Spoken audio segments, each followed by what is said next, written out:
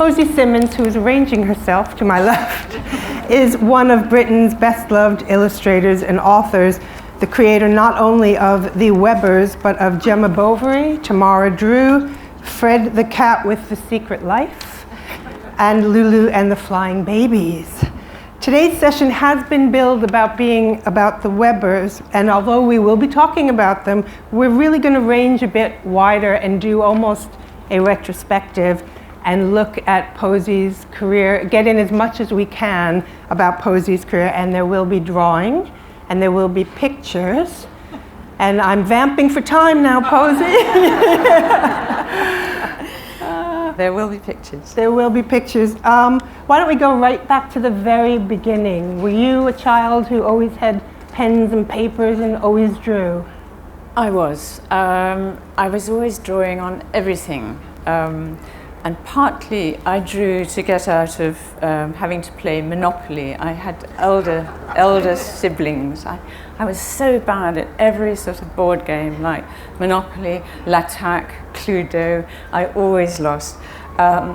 Drawing was my best thing, partly because I had brothers who thought that girls were pretty wet and pathetic. I found that if you could make them laugh, that was sort of one up to me. So most of what I did was trying to make my brothers laugh. Here we have early cartoon, they were early comics. The Bullet Vengeance and the Red Dagger. This is a spread from Bullet Vengeance. And Peggy gets bumped off. He says, "Oh, good night, Peggy, I must go now, I'll see you tomorrow. Good night, Jim." Was that a scream I heard? Second frame. Peggy? Heavens, someone's murdered her. Operator, quick, please. 5 minutes later, the policeman is incredibly polite and says, "You may go now, thanks awfully." Posy, how old were you when you drew this? I was between about 8 or 9, I suppose. This is another one. I was a bit older when I did this.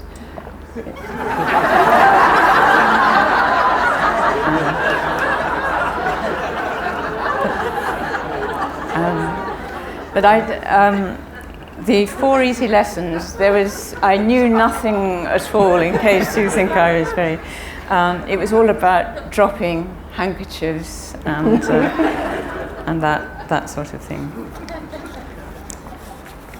So where did you train? When I left school, I got A-level art and I did A-level French and English, but I always knew I wanted to go to art school.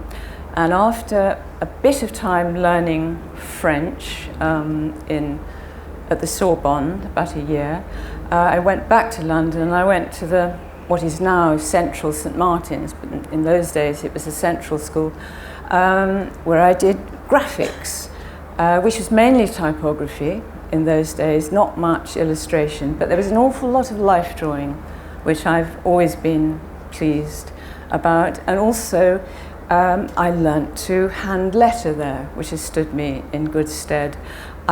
I'm ambidextrous and extraordinarily cack-handed, so in those days students had to set type, off a font and things, and I was always making a complete pig's breakfast of it. So I taught myself to hand letter, and in a way cheated. But it was one good thing I learnt from the central school.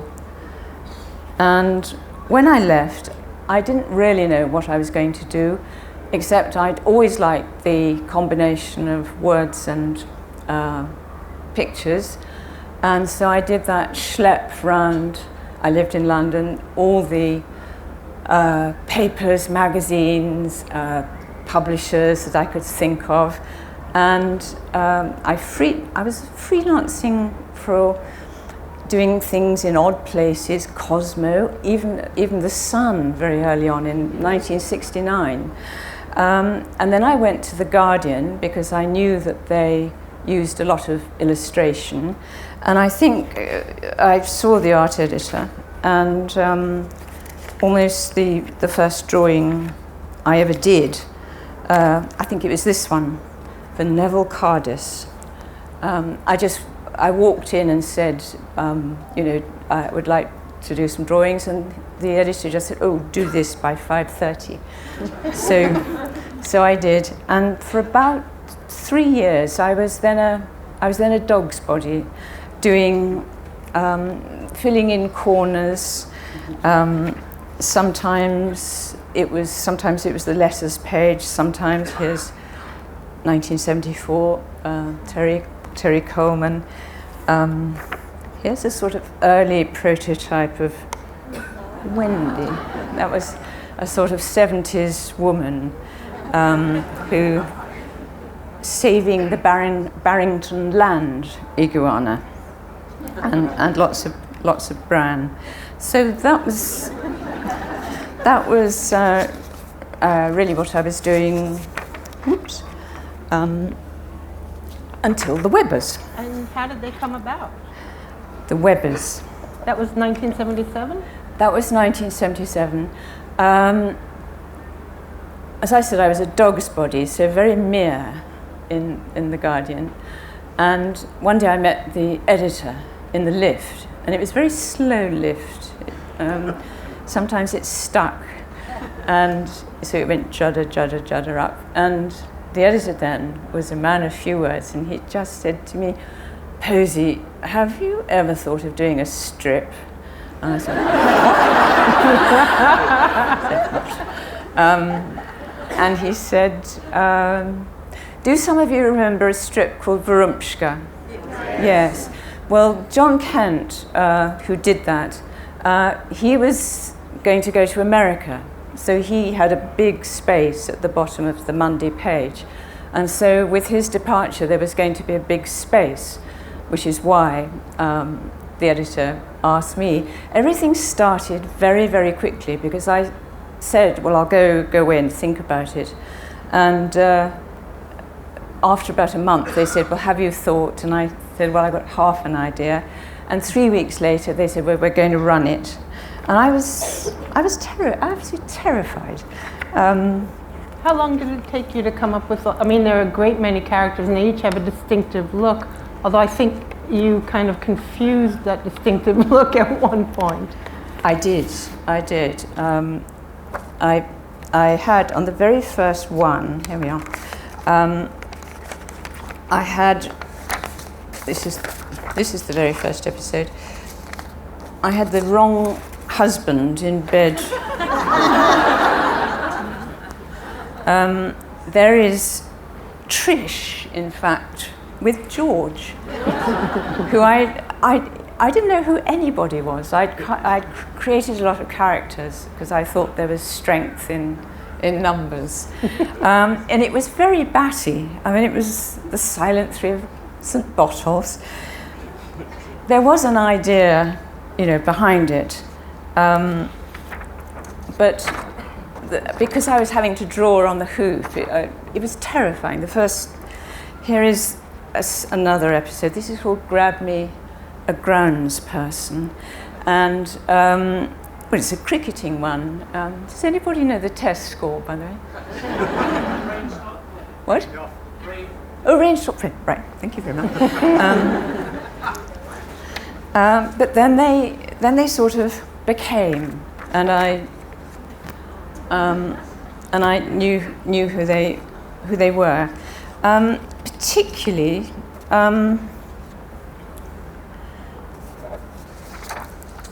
I suppose now I'm going to do a drawing. Can you see?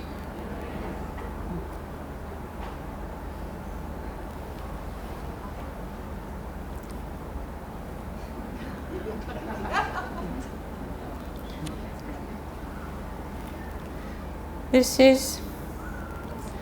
is George, who I soon realised was a senior lecturer at a polytechnic, and he's got this was the 70s, mind you. He's got a He's got a moustache left over from the 60s.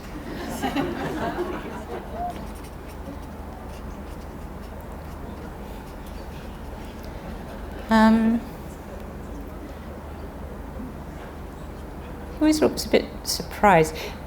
What he is, in fact, is a structuralist, which was very sort of hot thing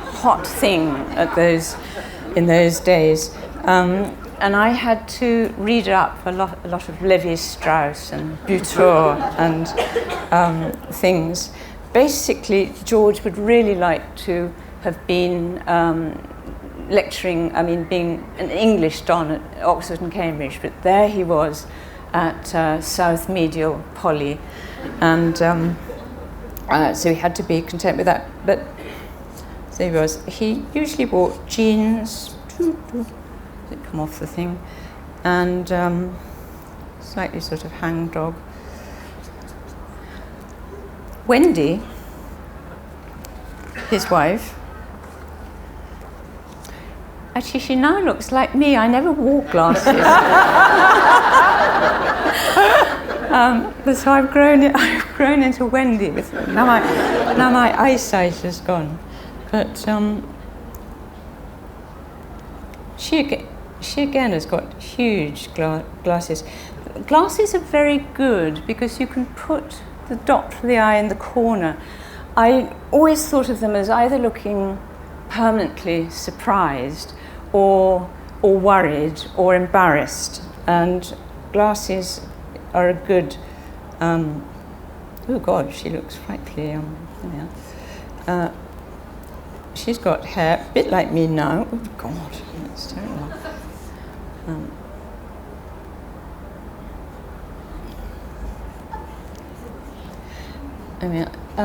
She usually had a lot of split ends.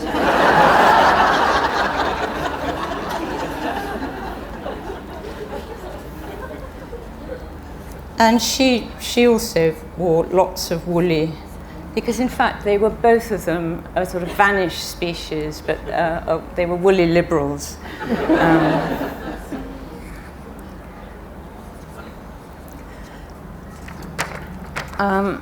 Who else? There was a rather bibulous whiskey salesman called Edmund Heap. He started out, he was going to be a minor character.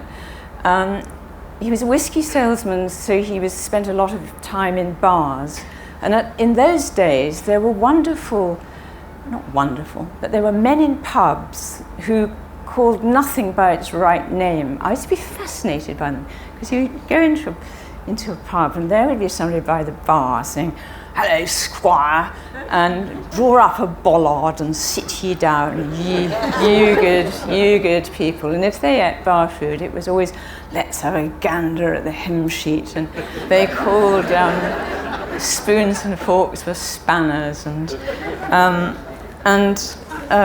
anyway, Edmund Heap liked a good joke as well. After a bit, Guardian readers used to send me jokes of a most unrepeatable kind to come out of Edmund Heap's lips, like there were a lot of one man sent me a whole yard of things about. They were all, what is the difference between a goldfish and a mountain goat?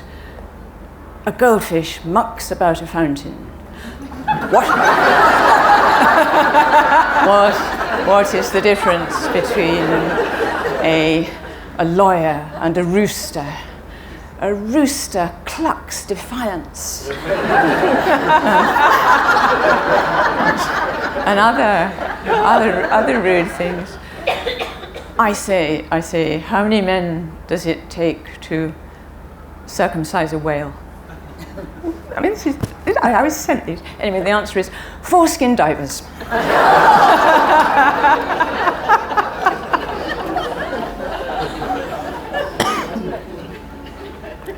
So here he is.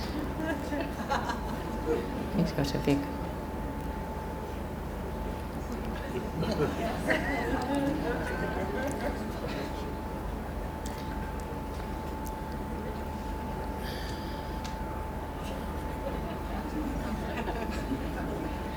because it was the 70s, he had a big sideboards and always had a huge kipper tie.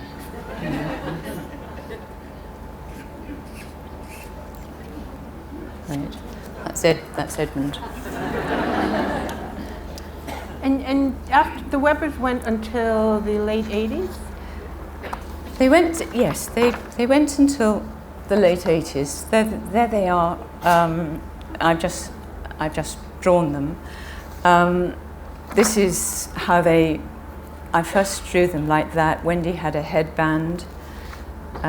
She continued to have a headband. And here is George worrying about the semiology of underwear.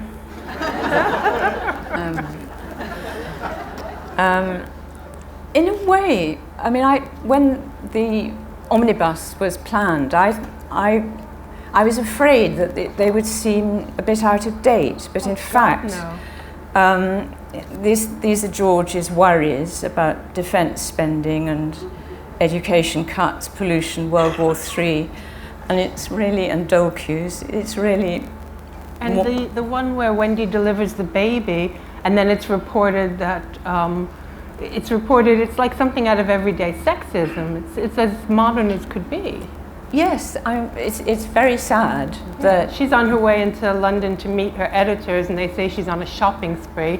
The reporter asked her 300 questions about her husband, what he does for a living.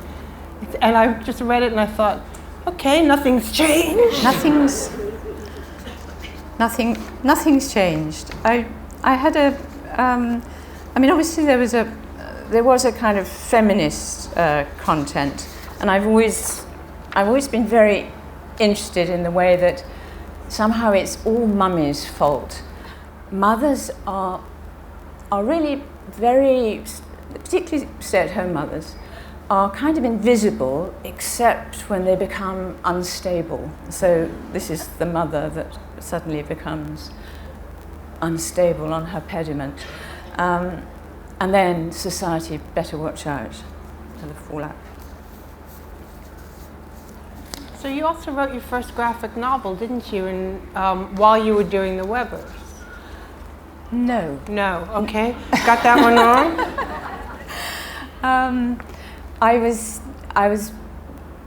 I stopped doing the Webbers in about the end of '87, and did odd things on and off for The Guardian. I was doing children's books, and I was just doing other things.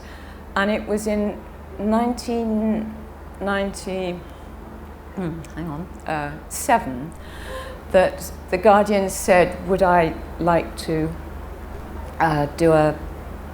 what would I like to do? Do another strip? And I said, well, I'd like to do something with a beginning and an end. And they said, oh, you like a serial? And I said, yes.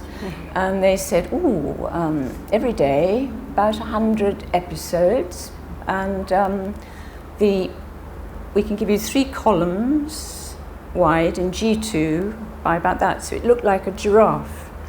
And if we go on to the, because I got, it's up there. I've got, if I could change to the, right. Yes, Gemma Bovery. So that was, I was asked to do it, and it took quite a long time to prepare, and it was 100 episodes, and I decided to do a kind of retelling of Flaubert's Madame Bovary. I mean, borrowing horribly from the great master, but also making it my own story too. And I didn't want it, if readers hadn't read the novel, it didn't matter at all. I mean, but if they did, there would be sort of extra things in it. And I started work in a sketchbook, and because, before I'd even written a word, and because it was a 19th century thing, to begin with I thought I might draw it in a rather kind of old-fashioned style, but decided not to. that was the space I was given, and that was it. I mean, I don't work on a computer now, but that was even more sort of steam age, sort of scribbling and writing at the same time. And that was the episode that resulted from those scribbles. Why Madame Bovery? It was when the Channel Tunnel had started and people were whizzing across. Lots of English people were buying cottages in Normandy and Brittany, and it's just sort of it kind of clicked that, and also people came to grief there. I mean, they chased it as a dream, but they were miserable.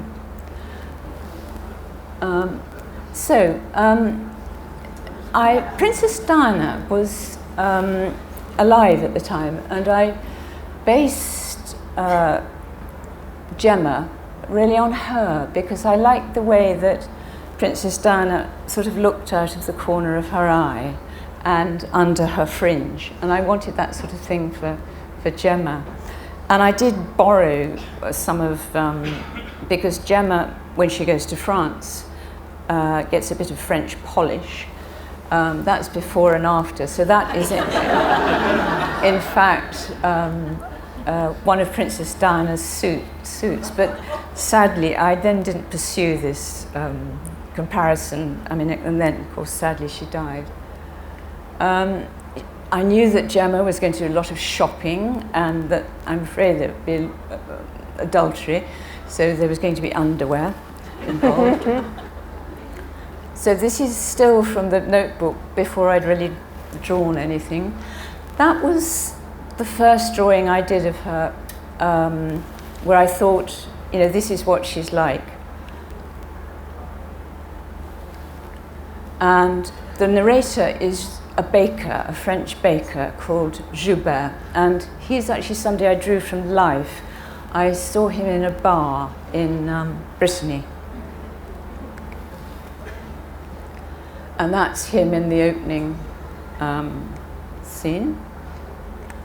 I had been going to set it in the southwest or in the Dordogne, because that's where lots of people went. But then I thought, no, they'd want to listen to the archers and the cricket, and so it had to be Normandy. So this is shows really how I lettered it, hand-lettered all the narrative before giving it to my husband, who happens to be a typographer, and he would then set it for me. We come to Tamara Drewe. Do you want to ask me anything about that? About Tamara? I love Tamara Drewe. Again, taken from a classic novel. You decided this was going to be your theme? Not really. No. I suppose it was because it was going to be in the Guardian's literary supplement on a Saturday, and the editor said, just think of a story, and if it might have some sort of literary theme buried in it, all well and good. And my first idea was a writer's colony in the country. And everybody writing and buried in this terribly beautiful place, far from the madding crowd. And I thought, far from the madding crowd? And I looked it up very quickly and saw that, I'd read it before, but it's a good start. There is a woman with 3 men who are in love with her. And so I thought, all right, I'll bury that in it. In a way, it wasn't apparent. Although after a bit I did get messages and letters from people saying, this reminds me a bit of Thomas Hardy's.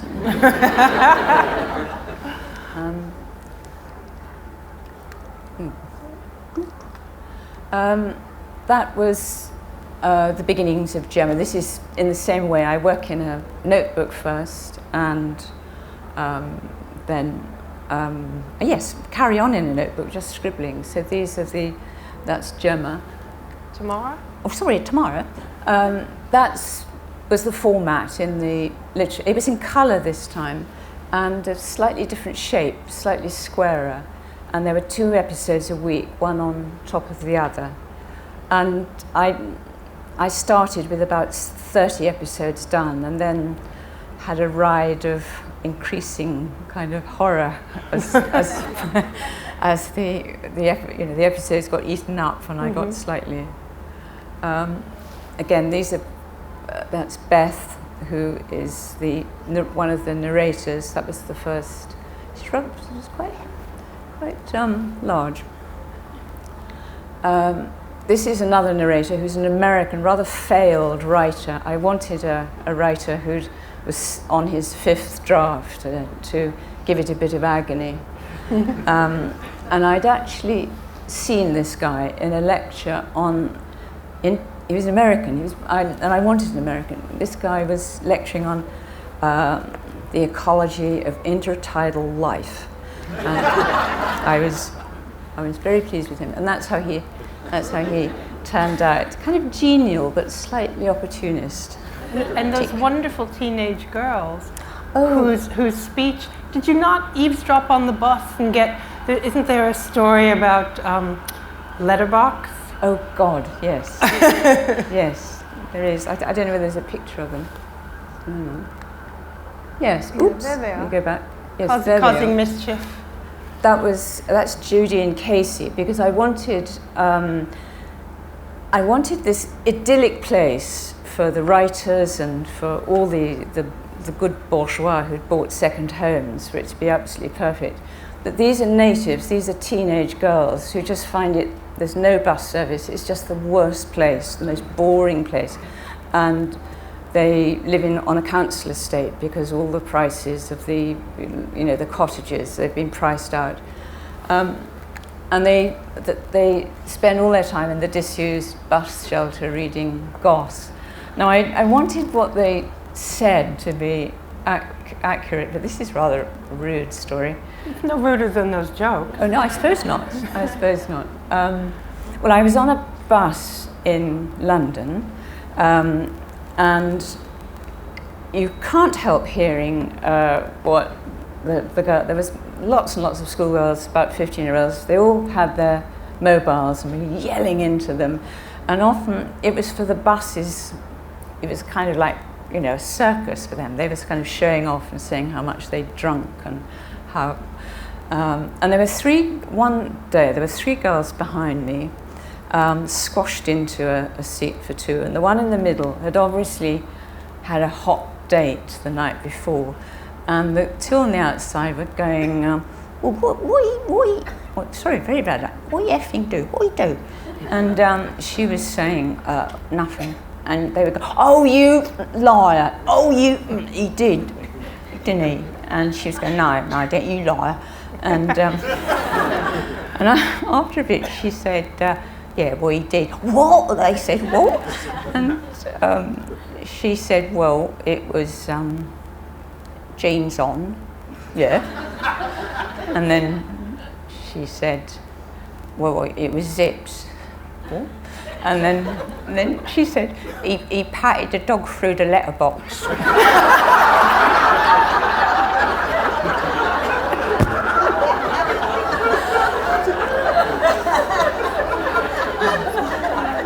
And did you like the movie they made of Tamara? Because I adored it. Thank you. I thought they made it I'm a great fan of Stephen Frears. I thought they made it into a romp. And it looked the characters looked very like what I'd drawn, and this countryside looked like how I'd drawn it. I'd made it rather dark and Hardy-esque at the end, and they'd made it so one of the girls didn't die. No, I thought it was quite near, faithful to the original. Yeah. And you got to go to Cannes, didn't you? Yes, it went to Cannes, and that was an extraordinary time because it was during the volcano eruption. So to go to Cannes, you had to fly via Belgium and then Lausanne and then down to Cannes. And I was staying on the Croisette at a Feng Shui hotel, which I don't know if you know about Feng Shui, but it's supposed to. And there was water sounds everywhere, even in the and effects of water. So in the lift, there was sort of going down the walls and over your head, and then water sounds going. And in the lobby, there was a great fountain going, and everybody wanted to pee all the time. It was and the bedrooms were all pitch dark with kind of veils, and you had to kind of, yes. Now, we haven't talked at all about children's books, and you did flash the lovely Fred. I flashed, past. yes. Maybe we can go back to him, and you can tell us about him. This is Matilda, who told such dreadful lies. So it was a book I did of Hilaire Belloc's heroine, and I seem to be rather fond of cats. This is Baker Cat, who is in Baker's. Who is a baker indeed. Oh, yeah, and bakers. We'll say theme. Yes. Goodness, I've got something about bakers. Do you go through a lot of bread in your house? To what? A lot of bread in your home?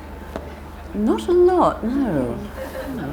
There is the poor downtrodden cat that has to do wash up, does everything while the lazy owners just read travel brochures and the Sun. Right. And Fred, this was the very first one, and this is really about a dead cat. I didn't set out to write about dear children. I'm going to tell you about a dead. But it began with a lie. It was because a cat next door had died, and I was thinking about this cat's life, and thought, well, half the time it slept, and the other the rest of the time it was lurking about in the garden all night, or my garden particularly. What was it doing? And so the secret life of Fred was that he's a pop star. He's the Elvis of the cat world, and so he's once he's put up for the night, he is a mega star. So, do you ever get stuck? I mean, so buses are clearly a place of inspiration. Where else do you sit in cafes and observe people, or park yourself on a bench, or? I'm quite careful about drawing in public, partly because people either come up and say, "Will you stop staring at my wife?" or they say, "Ooh, could you draw me Bart Simpson?" Or anyway, it's kind of too public. I don't know whether. Oh, maybe could I switch to the hang on, what have I got here?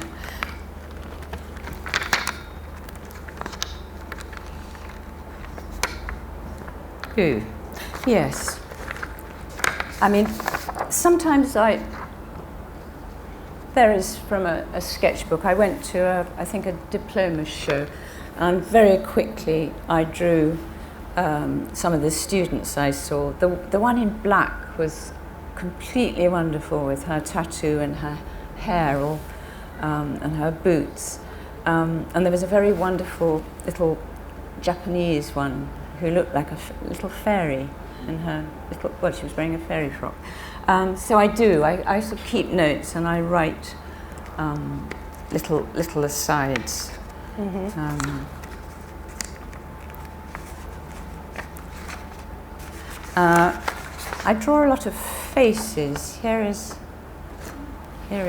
and I've written underneath tremendous corsetry. And dentistry. Yes, dentistry. Yes. I draw. Sometimes, sometimes I draw a lot of. I tend to draw a lot of faces. Little faces. There is something about the infinite variety of the human face, isn't there? Yes. I would always rather look at a portrait than a landscape. I'm always fascinated by people's faces. Here is Dr. Derek. And somewhere there's Nurse Tozer. Oh, here she is. Oh, there she is. No, I think drawing faces or drawing characters that you've got to draw over and over again. And it takes a bit of time to kind of get them. The rhythm. Yes, and you've got to draw them. This is Nicholas. Oh, start at the top. And I gave him a sort of quite a good nose. Glasses are always good. Nicholas has got one of those hairstyles with little sort of caves there, and eyebrows. And he's a bit of a rat bag, really. And he's got little curly whirlies at the back. So I've made him a bit fat. But he wears sort of. He's a writer, and then you've got to think of him from the side view.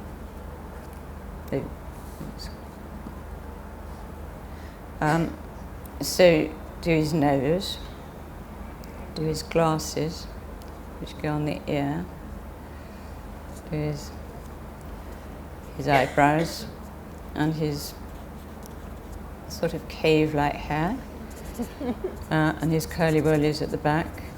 And then you've also got to make them act so that what they say is convincing. And the kind of hieroglyphics of expressions are really very, really basic. I mean, you have a nose, eyes, nose.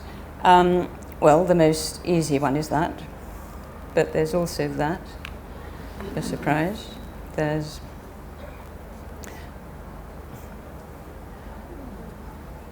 What's the hardest one? The hardest expression? The hardest expression is, I haven't discovered one. I mean, because mostly you look at people and you can see, if they're bored, or if they're sad, they're also sort of, and yes, I mean, it's really just lines and dots. Often with eyes, like the eyes of Gemma, which have got a pupil like that. And she's got lots of blonde hair. You can often make people look sly by just going like that.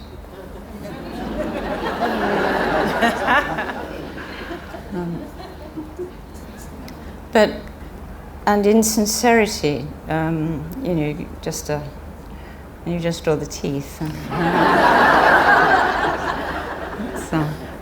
So how about we throw it open to audience questions? We have Yes. about 10 minutes. Yes. A couple of quick questions.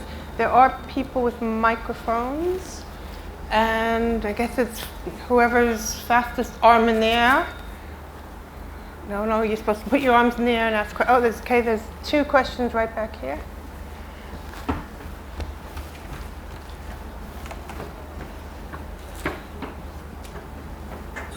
Edmund Heap, up to my arse in alligators. Was that one of yours, or was that a donated phrase?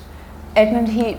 Up to my arse in alligators. I'm afraid it was me. Thank you. I think right behind him, the gentleman. I've asked a few cartoonists how they react to the pressure of having to publish to a pre-arranged schedule. Do you find that that's a problem? You've got to produce something for next Tuesday, with quite a lot of artwork in it. You know, your stuff is quite highly drawn, and there must be quite a lot of pressure there. Is that the case, or do you just find you roll along with it? I think you're absolutely right. I mean, there is a lot of pressure. Sometimes it's easier to draw to a deadline simply because you have to do it, and you're sitting on a pile of hot conkers, really, going, and often an idea just comes. Whereas if you had 6 weeks to think of an idea, you'd spend 3 weeks doing nothing. A deadline certainly concentrates the mind. Because I hadn't finished both serials before I started them, by the end it was a very hairy ride, though. I think by the end of both of them I was only about, in the case of Gemma, 6 episodes ahead. In the case of Tamara, only a week ahead. So it got very... And sometimes I know I delivered one lot of Tamara, and the second episode, the episode on the bottom of the space, I simply didn't know what was going to happen. My mind went blank. I didn't know. So I just drew a lot of people in a supermarket queue, and then spent the weekend thinking, this is what happens. But it was sometimes, because you were doing it on the hoof, it took the drawing, it took the story in strange directions. There's a question right down here. Did you ever think about what happened to the Webbers? And I'm very glad to know it's Webbers, by the way. I've always wondered whether it should be a more Germanic pronunciation. But Benji would be 40 now. Benji would be, he'd be 40. I think, and George and Wendy would be well in their 80s. I think Wendy became a counsellor, which he would be very, very good at. And George, I think he didn't get his, when the Poly became a university, he didn't get a chair. He thought he was going to get but he didn't. And I think after a bit he took early retirement, still hoping to publish his essay, The Hegemony of the Mark, which he'd been writing for about 30 years.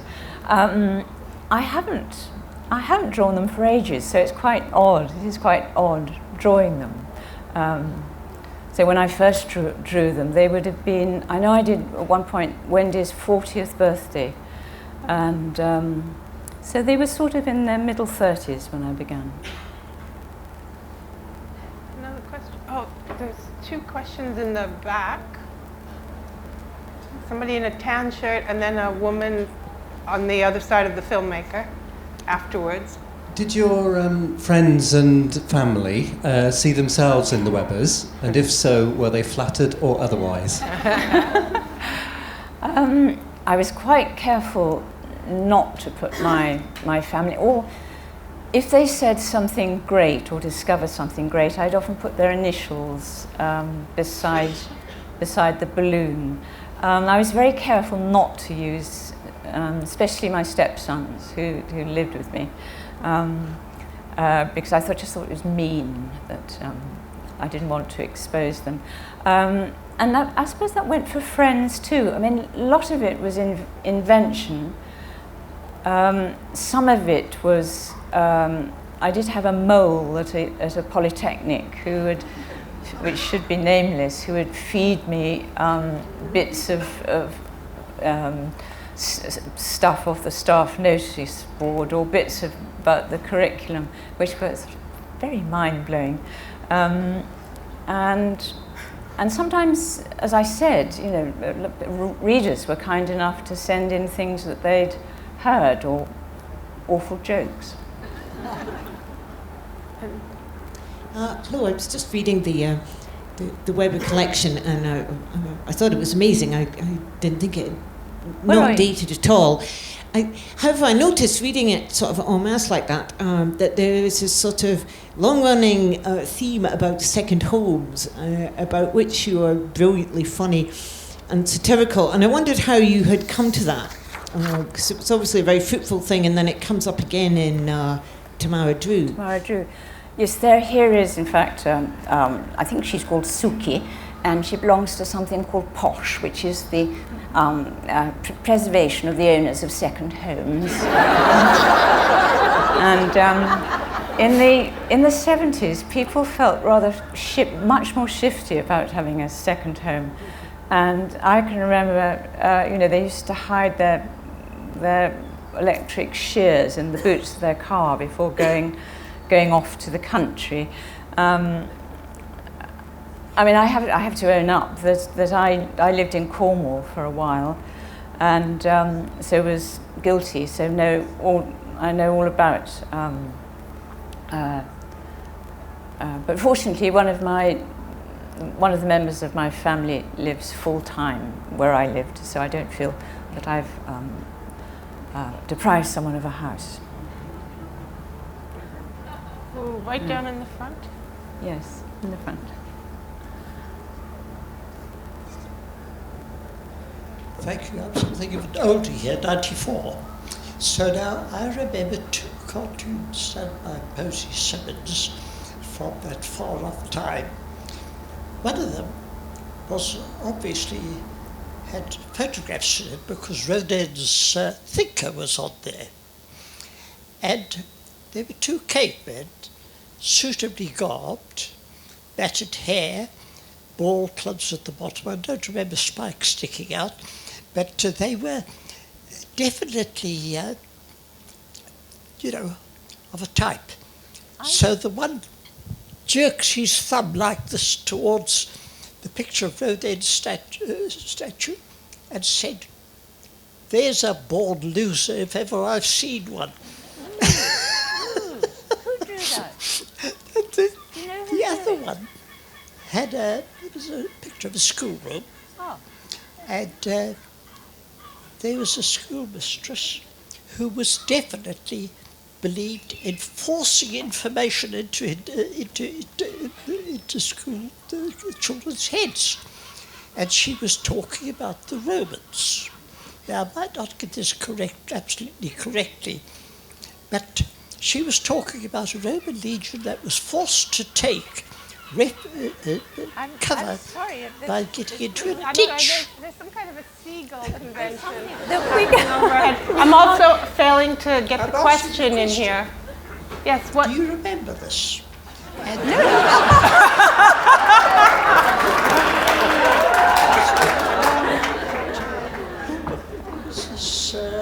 starting to lose myself now with this, that she was forcing it in. Meanwhile, there was a poor little girl looking on. I think I should. With an absolutely white Afraid we face, can't. born beyond all endurance. And that is my memory of this poor little girl as she listened, enforced by this boredom. Oh, Thank you. very Whatever, much I'm not for sure that what the question memory. was there. Yes, thank you. Can we have one or two, down here?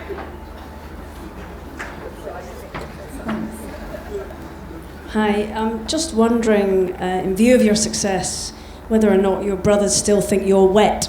I haven't asked them. Or they haven't said so for quite a long time. So maybe I'm dried up. There's a gentleman there. Hi there. Yeah, I was just wondering how much your stories come about from sketching and drawing the characters and scenes first, or if you think of the story first and then draw the scene to match. Which comes first? I think it's always the characters that come first, because when you know what they're like, and you have to draw them quite a lot and put them through their paces and wonder what they're reading, what toothpaste they have, what they what their driving's like.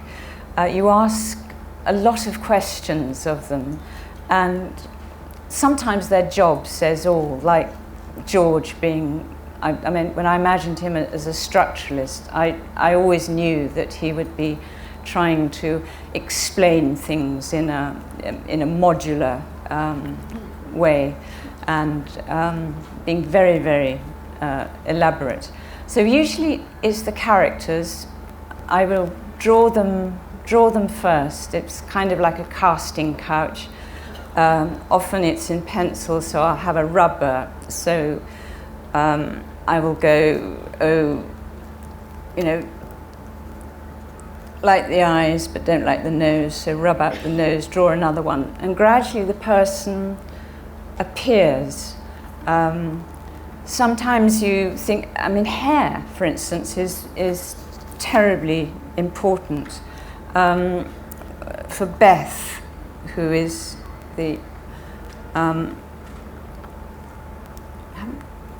I thought she would have a hairstyle that she looked good in the 80s, which would have been her sort of time of being fruity. So she's still got it, and although she's put on a bit of weight since then, I thought and it's one of those flicky jobs. So that often sort of gives you a handle on them. Children, I'm afraid, usually, well, Benji is just I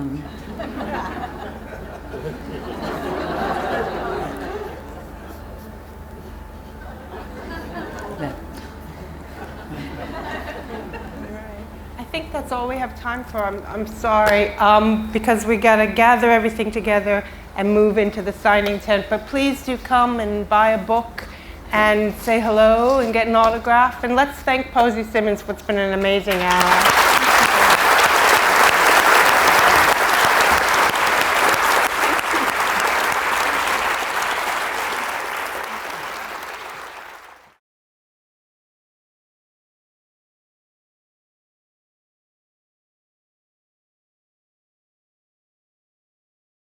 I came to see Posy Simmonds, the cartoonist, because I've been a fan of hers for about 30 years now, so yeah, that's why I came. It was really exciting just to see her do the cartoons live, because I wasn't sure if it would just be talking or, but just seeing how skillful she is really, and just a few flicks of the pen and creating the characters. When our children were little, it was great to introduce them to Fred and Lulu and the Flying Babies, and I think she's just got, so many people don't capture babies very well, but she just gets that kind of pudgy face of the baby so well. It's really cute. I didn't realise until I saw that it's the 30th anniversary that we were actually at the first one. I didn't realise it was the first one.